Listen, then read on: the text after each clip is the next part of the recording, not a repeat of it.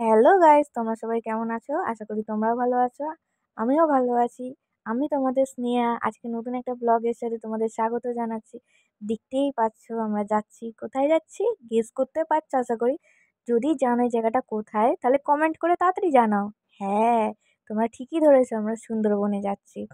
সুন্দরবনে আমার বান্ধবীর মামার বাড়ি যাচ্ছি। তো চলো ভিডিওটা দেখতে থাকো, আশা করি তোমাদের সবার ভালো লাগবে। এই যে দেখো টোটোয় করে যাচ্ছি আমি আরও। দেখো কি সুন্দর, মানে আমরা কলকাতায়, কিন্তু এই গ্রাম্য পরিবেশটা এতটা সুন্দর তোমাদেরকে কি বলবো।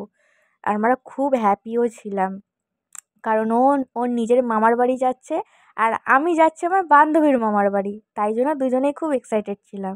তো চলো ভিডিওটা আশা করি তোমাদের ভালো লাগবে। দেখতে পাচ্ছি এটা নদী, আমরা নদীতে নৌকায় বসে আছি।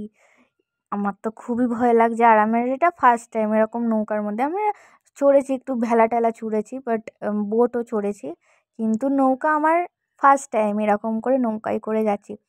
শুনেছি জঙ্গলে বাঘ থাকে আর ওই নদীতে কুমির থাকে। আমার বান্ধবী দু একবার দেখেছে, বাট আমি কোনোদিনও, মানে আমি যে দিনকারে গেছিলাম আমি দেখতে পাইনি। আমার ব্যাড লাক, আমি দেখতে পাইনি।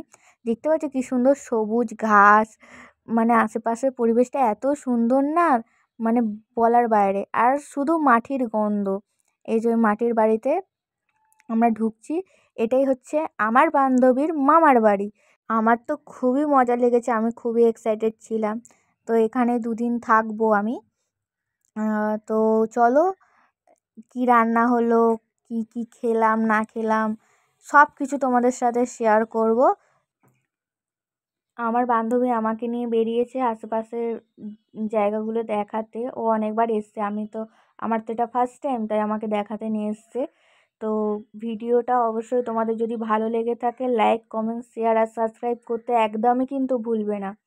দেখতেই পাচ্ছ কিরকম ঘন জঙ্গল চারিপাশটা।